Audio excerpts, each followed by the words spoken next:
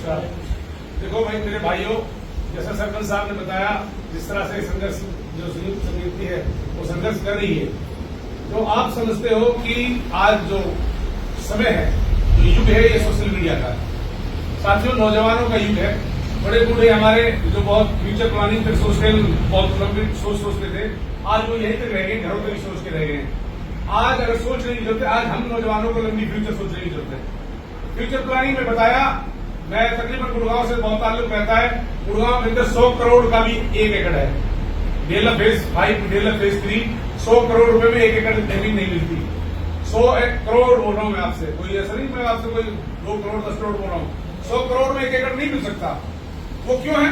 क्योंकि मल्टीनेशनल बनते गए और होते गए। आज हमारा किरदार और हमारा जो ग्राउंड, जिस तरह हम पिछड़े तो है ही हैं, और उद्योग के नाम पे हमें बूचड़ खाने दिए जा रहे हैं। और इतने अच्छे उद्योग होते तो क्या गुड़गांव नहीं खुलते? आप बताओ, क्या चंडीगढ़ नहीं खुलते?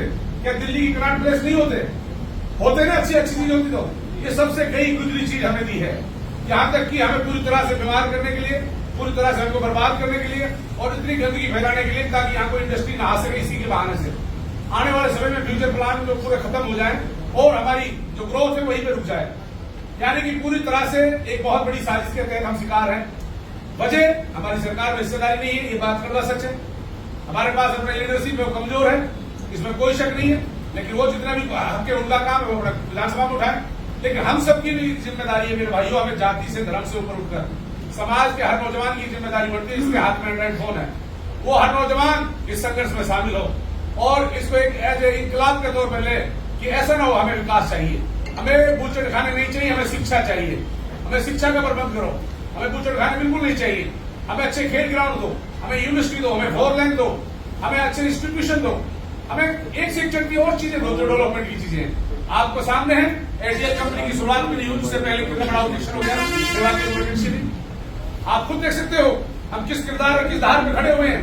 सिर्फ आज सबकी हमें जरूरत है मेरे भाइयों, आप अपने आप को कमजोर ना समझे। हर नौजवान इस आंदोलन में काम आएगा, ये जन आंदोलन होगा, इसमें कोई शक नहीं। हम इस जन आंदोलन के रूप में चाहते हैं, बिल्कुल जन आंदोलन के रूप में जागरूकता अभियान चले, घर घर चले, आपके हर एंड्रॉइड फोन से चले। बूचड़ खाने हमारे लिए नुकसानदायक है, नुकसानदायक थे और नुकसानदायक रहेंगे। मेरे भाइयों, इसकी आड़ में चोरी जारी, हर गुंडागर्दी, हर बुराई आप फैल रही है। पिछले दिनों ट्रैक्टर देखे, 8 ट्रैक्टर थे, थाने में दे दिए, फिर भी गुंडागर्दी हो रही है, गाड़ी क्लोज हो रही है। वो गुंडागर्दी करके बिना नंबर के ट्रैक्टर किसी के खेत में गंदगी डाल रहे हैं। साथियों, बूचड़ खाने को क्या है? कुछ गुंडे मवाली किस्म के लोगों को पैसा देंगे, उन्हीं से कचरा तुम्हारे आसपास डलवा देंगे, फिर आपस में तुम झगड़ते रहोगे, लड़ते रहोगे। ये कहीं किसी को मंथली दे देंगे, कहीं को किसी को करप्शन फैला देंगे। इस तरह 2 नंबर का धंधा चलता रहेगा तो अनऑथराइज, पूरी तरह से अनऑथराइज चल रहा है। 8 सीटी इशू हुई है, 8 जैसी हालत हमारी कर दी, जीवन दुर्लभ हो रहा है। एक गांव से दूसरे गांव तक बदबू जा रही है। आप सब समझ सकते हो मेरे भाइयों का, जितनी 32 और 40 हो गए उस दिन में बात का क्या हाल होगा। तो इसलिए मेरे भाइयों, इस जन आंदोलन में आप सब सहयोग करें। आप सब हमारी रीढ़ की हड्डी है और इस मिशन को मजबूती के साथ सब सहयोग करें। आपके हर अल्फाज हमारे लिए कीमती हो, हर अपने बड़े गांव में नौजवान तबका एक हो, इकट्ठा हो, जहां जरूरत हो वहां इसके खिलाफ बिल्कुल संघर्ष करें। जहां बूचड़ खाने 8 लोग खुले हुए वहां पर पूरी तरह से ऐसी तैयारी करें, जहां जहां कमियां हो रही है उनको रोकने की कोशिश करें और बिल्कुल उनको गलत काम ना करने दे, जब पलट ना फैलाने दे। इस तरह की कोशिशें अपनी पूरी कोशिश करें रोकने की। और हम तुम सबका समर्थन चाहते हैं और तभी जाके आंदोलन कामयाब होगा, सफल होगा। और पहला आंदोलन है मेवात का।